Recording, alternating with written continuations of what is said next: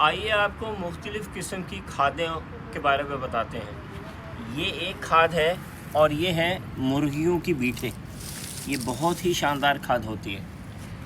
ये दूसरी खाद है, ये कंपोस्ट है जो फलों और सब्जियों के छिलकों को मिट्टी में दबाने से बनती है।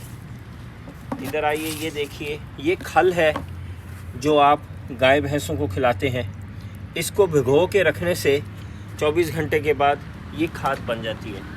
फिर इधर आइए, ये हैं नीम के पत्ते, जिनको खुश्क किया जाए तो ये पेस्टिसाइड भी बन जाते हैं और ये खाद भी बन जाती है। फिर इधर आइए, ये देखिए, ये हम पत्ते और केले मुख्तलिफ़ चीज़ें गला सड़ा रहे हैं दबा के, जो कि उसके बाद हम इस वर्मी कंपोस्ट में डालेंगे। इसको वर्म्स खाएंगे, इसके अंदर जो वर्म्स हैं वो खाएंगे और इससे सबसे अच्छी खाद बनेगी।